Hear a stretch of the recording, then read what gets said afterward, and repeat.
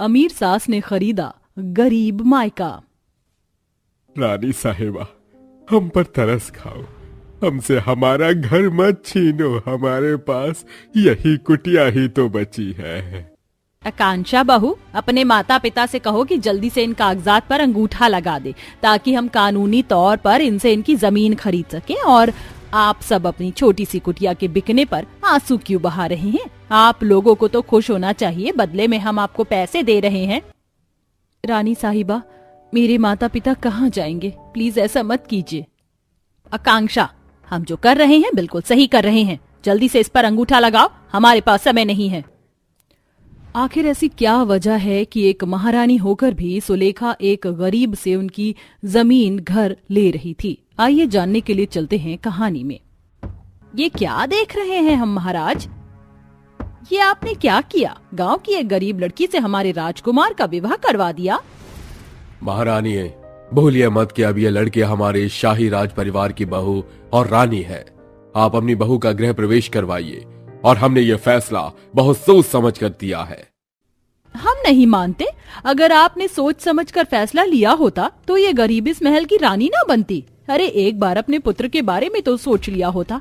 हमें देखिए, हम अपने बड़े बेटे के लिए सीता जैसी लड़की लेकर आए जो कि एक शाही घर से है, और आपने हमारे बेटे की शादी इस गरीब लड़की से करवा दी, वो भी अपनी दोस्ती की लाज रखने के लिए। महारानी, हमें इस बारे में आपसे कोई बात नहीं करनी।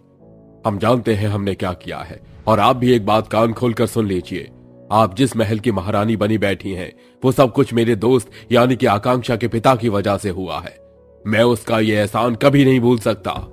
इतना बोलकर सुरेंद्र दासियों को अपनी बहू का गृह प्रवेश करने का आदेश देता है और दासियां आकांक्षा का गृह प्रवेश करवाती हैं। इसी तरह कुछ दिन बीत जाते हैं और आकांक्षा बिल्कुल वैसा ही करती है जैसा महारानी सुलेखा उसे करने को कहती हैं।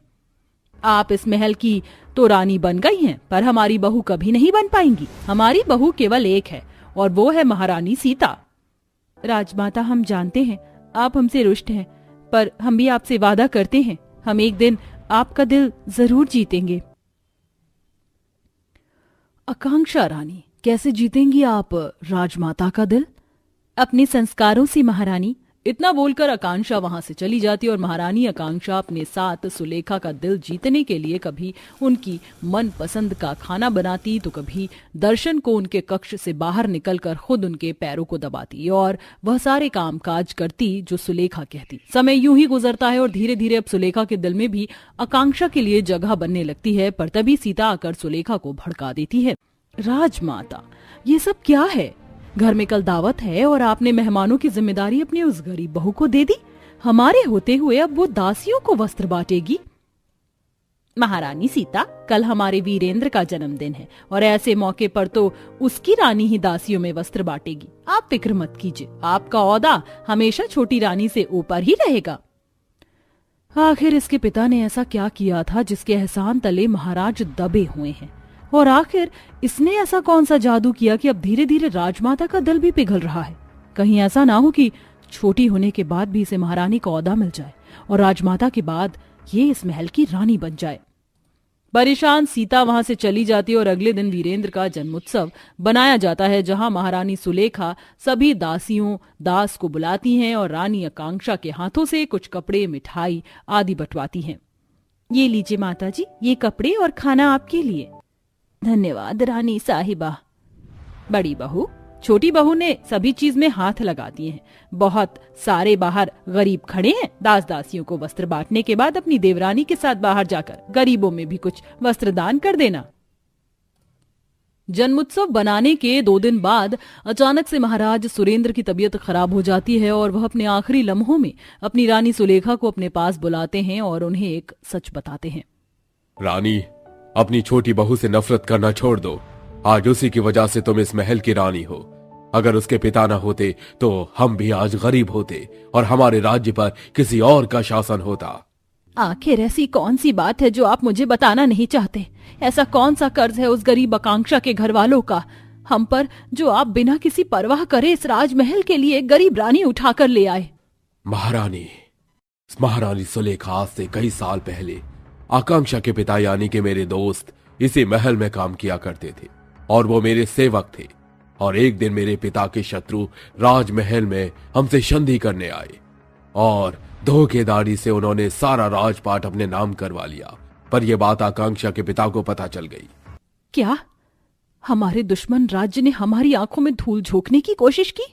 हाँ सुलेखा, पर उन्होंने जान पर खेलकर हमारे दुश्मन राज्य से वो कागजात छीनकर हमारे पिता को ला कर दिया और उनकी चाल के बारे में बताया। इसके बाद हमने अपने दुश्मन राज्य पर आक्रमण कर दिया और अपनी प्रजा को बचा लिया। इसीलिए अपने दोस्त का एहसान चुकाने के लिए मैंने आकांक्षा की शादी हमारे बेटे वीरेंद्र से कर दी। अब मेरे पास ज्यादा समय नहीं है, इसलिए कह रहा हूँ मेरे जाने के बाद तुम न सिर्फ आकांक्षा के साथ उसके गरीब परिवार का भी ख्याल रखना, जिसकी वजह से आज हम इस राजमहल में हैं। इतना बोलकर सुरेंद्र की मौत हो जाती है, जिसके बाद सुलेखा को अपनी गलती का एहसास होता है। अब इसी तरह कुछ दिन बीत जाते हैं और एक दिन सुलेखा अपने कुछ सैनिकों को हरिया के घर भेजती है। राजमाता का आदेश है कि 2 दिन बाद जब वो यहाँ आए तो तुम अपना घर उन्हें बेच दो। वो तुम्हें बदले में पैसे देंगी, इसीलिए मैं तुम्हें यहाँ बताने आया हूँ कि तुम लोग अपना यहाँ से जाने का इंतजाम कर लो। ये सैनिक क्या कह रहा है? अगर महारानी हमसे हमारा घर छीन लेंगी तो हम कहाँ जाएंगे? हमारे पास इस कुटिया के अलावा और कुछ नहीं है। अर्चना, तुम डरो मत, कुछ नहीं होगा। जब महारानी यहाँ आएंगी तो मैं उनसे बात करूंगा। आखिर हमारी बेटी अब उस राजमहल की बहू है, वो हमारे साथ इतना बुरा नहीं कर सकती। महारानी अपनी बहू के मायके वालों का घर नहीं खरीद सकती। मुझे पूरा विश्वास है महारानी हम गरीब पर इतना जुल्म कभी नहीं करेंगी। ये बात सुनकर हरिया और अर्चना के पैरों तले जमीन खिसक जाती है और जब इस बारे में आकांक्षा को पता चलता है तो वह राजमाता से बात करती है। राजमाता, मेरी गलती की सजा मेरे घर वालों को मत दो। अगर आप मेरे मायके वालों की जमीन खरीद लेंगी तो मेरे गरीब माँ बाप कहाँ जाएंगे?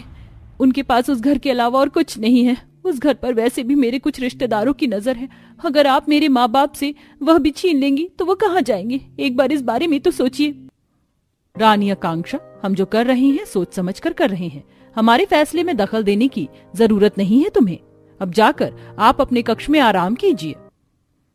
सुनाई नहीं दिया राजमाता ने क्या कहा? राजमाता पर विश्वास रखो, वह कभी किसी के साथ गलत नहीं करती। आकांक्षा चाहकर भी कुछ नहीं कर पाती और रोती हुई वहां से चली जाती है। 2 दिन बाद राजमाता अपने कुछ सैनिक और आकांक्षा के साथ उसके मायके जाती हैं और उनके घर वालों से जबरदस्ती उनका घर खरीद लेती हैं और बदले में कुछ स्वर्ण मुद्राएं देती हैं। कुछ देर बाद जब गरीब हरिया अपनी बीवी के साथ अपना सामान लेकर घर छोड़कर जाने लगता है तो कुछ सैनिक वहां आ जाते हैं और सुलेखा अपने सैनिक से कहती है, हमारी बहू के मायके वालों को राजमहल लेकर आया जाए और जब तक इनका घर दोबारा से नहीं बन जाता ये लोग हमारे साथ राजमहल में रहेंगे। राजमाता, मेरे मायके वाले राजमहल में? हाँ रानी आकांक्षा, तुम्हारे माता पिता तब तक राजमहल में रहेंगे जब तक हम उनका घर नहीं बनवा देते। और डरो मत, ये घर हमने नहीं खरीदा, बल्कि हमने ये घर तुम्हारे नाम पर किया है क्योंकि तुम्हारे कुछ रिश्तेदार ऐसे हैं जिनकी नजर तुम्हारे माता पिता की इस जमीन पर है, जो कि आने वाले समय में करोड़ों की होगी। तुम्हारे माता पिता बहुत भोले हैं, इसीलिए हमें ये कड़ा फैसला लेना पड़ा और इसी बहाने हमने तुम्हारे माता पिता का एहसान चुका दिया जो कभी उन्होंने हम पर किया था। राजमाता, आप बहुत अच्छी हैं। मैंने आपको गलत समझा, इसके लिए मुझे माफ कर दीजिए। पर आप किस एहसान की बात कर रही हैं? माफी तो मुझे मांगनी चाहिए जो मैंने तुम गरीब को गलत समझा, पर सही समय पर मुझे सच्चाई का पता चल गया। अब तुम चिंता मत करो, अब ना तुम्हारे साथ गलत होगा और ना ही तुम्हारे मायके वालों के साथ। यही राज कि तुम्हारे पिता ने शाही महल को अपनी जान पर खेलकर बचाया था और इसीलिए महाराज ने तुम्हारी शादी हमारे बेटे से करवाई और ये राज जाते हुए उन्होंने खुद हमें बताया और इसीलिए हमने इतना बड़ा फैसला लिया। इस तरह सुलेखा अपनी बहू के मायके वालों का घर खरीद कर उन्हें बनवा कर वापस देती है, तो वहीं आकांक्षा अब राजमहल में भी हंसी खुशी शाही लोगों के साथ रहती है। तो दोस्तों, कैसी लगी आपको हमारी शाही महल की कहानी? हमें कमेंट बॉक्स में कमेंट करके जरूर बताएं। माँ जी, ये लड़की कौन है? अपनी सूरत और कपड़ों से तो किसी गरीब घर की लड़की लगती है। इसकी हिम्मत कैसे हुई इस घर में आने की? माँ जी, आप इसको अभी के अभी घर से बाहर निकाल दीजिए। इसकी हालत तो देखिए, हमारे स्टैंडर्ड से ये बिल्कुल भी मैच नहीं करती। वो गरीब बहू सबका बर्ताव देख के फूट फूट कर रोने लगती है। माँ जी, आप कुछ बोलती क्यों नहीं हो? और इसके आंसू पर कोई तरस खाने की जरूरत नहीं है। अभी के अभी इसका हाथ पकड़ो और इसको घर से बाहर करो। हाँ माँ जी, इसको अभी के अभी बाहर कीजिए, या तो इस घर में ये रहेगी या फिर हम।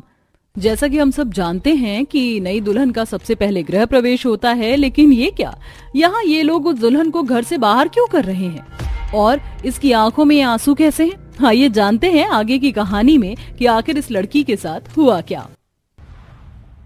ओह, ये बढ़ती उम्र के साथ साथ अब मुझसे तो घर का कोई काम नहीं हो पाता। ऐसे कैसे चलेगा? आज ही अपने बेटों से उनकी शादी की बात अब मुझे करनी ही पड़ेगी। शाम को कमला के सभी बेटे काम खत्म करके घर आते हैं और अपनी माँ के पास बैठते हैं और अपनी माँ को उदास देख के राम कहता है, माँ, क्या हुआ? आप इतनी उदास क्यों हो? आपकी तबीयत तो ठीक है ना? हाँ बेटा, अब तुम लोग देख ही रहे हो कि तुम्हारी माँ की अब उम्र हो गई है। सोच रही हूँ कि अब अपने बेटों के हाथ पीले कर दूं। कल को कुछ हो गया तो कैसे क्या होगा तुम लोगों का? माँ, आप ऐसा क्यों बोल रही हो? अगर आप चाहती हो कि मैं शादी कर लूं तो मुझे कोई प्रॉब्लम नहीं। आपको जो भी लड़की पसंद है मैं उस लड़की से शादी कर लूंगा। माँ, आपकी खुशी में ही हमारी खुशी है। कमला अपने बेटे की बात सुन के बहुत खुश हो जाती है। इस तरह से कुछ समय बीतता है कि कमला अपने 2 बड़े बेटों की बड़े ही धूमधाम से शादी करवा देती है और बहू का गृह प्रवेश करवाती है। अगले दिन सुबह दोनों बहू तैयार होकर अपने सास के कमरे में आती हैं, जिसे देख के सास कमला कहती है, तुम दोनों बहुत ही सुंदर लग रही हो।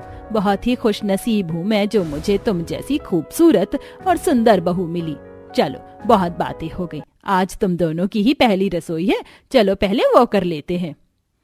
हाँ माँ जी, हम दोनों आए ही इसलिए थे आपके पास। आप हमें बता दीजिए कि किचन कहाँ है और हमें क्या क्या बनाना है। कमला दोनों बहुओं को ही अपने साथ घर के पास ही रखे एक मिट्टी के चूल्हे के पास लाती है, जिसे देख के दोनों ही बहू घबरा जाती हैं। तभी कमला अपनी बहू से कहती है, देखो बेटा, ये जो चूल्हा है ये हमारे पूर्वजों से जुड़ा हुआ है और जब भी मैं इस घर में पहली बार आई थी तो मैंने भी अपनी पहली रसोई इसी चूल्हे पर की थी। इसीलिए मैं चाहती हूँ कि तुम दोनों अपनी पहली रसोई इसी चूल्हे पर करो। लेकिन माँ जी, हमने तो आज तक चूल्हे पर खाना बनाया नहीं है और जब हम लोग अपने साथ दहेज में अपना चूल्हा लेकर ही आए हैं तो फिर इस मिट्टी के चूल्हे पर खाना क्यों बनाएं? हाँ माँ जी, शीला सही कहती है, हम लोगों से नहीं हो पाएगा ये लकड़ी जला जला कर खाना बनाना। ऊपर से इस चूल्हे के पास बैठ के हम लोगों का मेकअप तक खराब हो जाएगा। और तो और मैंने ये जो नेल एक्सटेंशन किया है इस चूल्हे में काम करके तो ये भी खराब हो जाएगा। देखिए माँ जी, हम तो अपनी अपनी पहली रसोई अपने अपने लाए हुए चूल्हे पर ही करेंगे। लेकिन मैं चाहती थी कि तुम दोनों अपनी पहली रसोई इस मिट्टी के चूल्हे पर ही करो। लेकिन ठीक है, अब जब तुम दोनों ने मन बना ही लिया है तो मैं क्या ही बोल सकती हूँ। कमला निराश होकर वहां से चली जाती है। ऐसे ही समय गुजरता है। दिन पर दिन दोनों ही बहू का बर्ताव कमला के साथ खराब ही होता चला जाता है। एक दिन दोनों बहू अलग अलग चूल्हे पर खाना बनाते हुए आपस में बात करते हुए कहती हैं, देखना शीला, कहने को हमारी बहुत अमीर घर में शादी हुई है, लेकिन सासू माँ की फरमाइश देखी, मिट्टी के चूल्हे पर खाना बनाओ। ये बुढ़िया अपनी बढ़ती उम्र के साथ लगता है सठियासी गई है। इसने सोच भी कैसे लिया कि हम ये सब करेंगे। वहीं रसोई के दरवाजे के पीछे खड़ी कमला अपनी दोनों बहू की बातें सुन लेती है, जिसे सुन के उसकी आंखों में आंसू आ जाते हैं। ऐसे ही समय बीतता चला जाता है। फिर एक दिन दोनों बड़ी बहुएं अपना किचन का बंटवारा करके अपनी अपनी रसोई अपने कमरों में रख लेती हैं, जिससे सास को घर के बाकी लोगों का खाना खुद अकेले बनाना पड़ता है। इस तरीके से ससुराल की 3 रसोई बट जाती हैं। कई दिन बीतते हैं। फिर कमला अपने दोनों बेटों की शादी करती है और उन्हें भी उनकी पहली रसोई के लिए उसी मिट्टी के चूल्हे के पास लेकर आती है। ये देखो बहू, ये है मिट्टी का चूल्हा। मैं चाहती हूँ कि तुम दोनों अपनी पहली रसोई इसी चूल्हे पर करो। क्या माँ जी, हम और इस मिट्टी के चूल्हे पर हमारी पहली रसोई करें? नहीं माँ जी, मैं इतने अमीर घर से हूँ, मैं इस मिट्टी के चूल्हे को छूना पसंद ना करूँ। मेरी तो इस धुएं से शक्ल ही खराब हो जाएगी अगर मैंने इस चूल्हे पर खाना बनाया तो। नहीं नहीं नहीं माँ जी, हमसे नहीं होगा ये सब। कमला फिर आज एक बार अपनी बहू से उदास हो जाती है और ऐसे ही कई दिन गुजर जाते हैं। वहीं दोनों बड़ी बहू अपने कमरे में अकेले खाना बनाती हैं तो उन्हें देखकर आई नई बहू भी अपना अलग चूल्हे की फरमाइश रखती है, जिससे सास फिर से बाकी दोनों बहू का भी चूल्हा अलग कर देती है। ऐसे ही चारों बहुएं अपना अपना चूल्हा अपने कमरे में रखकर अपना अपना खाना बनाती हैं और सास बेचारी फिर अकेली रह जाती है। निराशा के साथ कमला के दिन गुजर ही रहे थे कि तभी अचानक एक रात को गेट के खटखट की आवाज आती है, जिसे सुन कमला झट से दरवाजे की तरफ जाती है और गेट खोलती है। वो देखती है कि उसका छोटा बेटा एक गरीब लड़की के साथ खड़ा होता है, जिसे देख कमला कहती है, ये लड़की कौन है तेरे साथ? तू दूल्हे के कपड़े में और इस फटी पुरानी साड़ी में इस लड़की के साथ? माँ, मैं इस लड़की से प्यार करता हूँ और मैंने इससे शादी की है। माँ, ये आज से इस घर की बहू है। हे भगवान, अब कौन से दिन दिखाने वाला है तू मुझे? अपनी सास की बातें सुन के चारों बहुएं दरवाजे पर आती हैं और गरीब लड़की को देख के कहती हैं, माँ जी आप कुछ बोलती क्यों नहीं? हाथ पकड़िए और इस लड़की को निकालिए यहाँ से। बेचारी उस गरीब बहू मधु की आंखों में आंसू आ जाते हैं, जिसे देख गोपाल उसका हाथ पकड़ के उसे घर के अंदर लेकर आ जाता है। माँ जी आप कुछ बोलती क्यों नहीं? अगर आप कुछ नहीं बोलेंगी तो हम बोलते हैं। या तो इस घर में ये गरीब लड़की रहेगी या तो हम। अरे इसकी हालत तो देखो, हमारे स्टैंडर्ड से मैच तक नहीं होती। कमला अपनी बहू की बातें सुन के बिना कुछ बोले वहां से चली जाती है। अगले दिन सुबह मधु पूजा की थाली लेके अपनी सास के पास जाती है, जिसे देख के कमला कहती है, क्या हुआ? क्या करने आई है मेरे पास? जा, शादी तो कर ही ली ना तूने मेरे बेटे से, अब क्यों आई है? माँ जी रसोई कहाँ है? आज मेरी पहली रसोई है और मुझे तो कुछ पता भी नहीं है कैसे क्या करना है। माँ जी आप मुझे बता दीजिए ना। कमला उसकी बात सुनती है। मधु का हाथ पकड़ के कमला घर के बाहर लेकर आती है, जहां मिट्टी का चूल्हा रखा होता है, और कमला कहती है, ये देखो, ये इस खानदान का पुश्तैनी चूल्हा है। मैं चाहती हूँ कि तुम भी इसी चूल्हे पर अपनी पहली रसोई करो। पर अफसोस, तुम भी चारों बहू की तरह ही मॉडर्न हो। तुमने सिर्फ मेरे घर को देखा और आ गई मेरी बहू बनकर। तुम कभी भी इस मिट्टी के चूल्हे पर खाना नहीं बनाओगी, इसलिए जो तुम्हें करना है करो। सास की बात सुन के वो उस चूल्हे को चूमती है और उसको अगरबत्ती और टीका करके उसको पूजती है, जिसे देख के कमला की आंखों में आंसू आ जाते हैं। फिर मधु उसी चूल्हे पर अपनी सास के लिए खीर बनाती है। वहीं दूर खड़ी चारों बहू ये सब देख के आपस में मधु को बुरा भला कहती हैं। मधु, तुमने मेरे मन की इच्छा को पूरा किया, मुझे बहुत अच्छा लगा, और तुमने जो खीर बनाई वो भी बहुत स्वादिष्ट थी। अपनी सास की बातें सुन के मधु अपनी सास के पैर छूकर आशीर्वाद लेती है। सदा सुहागन रहो बहू। ये सब देख चारों बहू कमला के पास आती हैं और कहती हैं, ऐसा क्या जादू कर दिया इस लड़की ने माँ जी आपके ऊपर? लगता है इस प्रॉपर्टी का सारा हिस्सा भी आप इसे ही दे दोगी। यही तो फर्क है तुम चारों और इस गरीब की बेटी में। तुम लोगों में सिर्फ लालच ही भरा हुआ है, ना बात करने का तरीका, ना लोगों की इज्जत। अरे हाँ हाँ, अब हम क्यों ही अच्छी लगेंगे आपको? वही है जो है अब तो।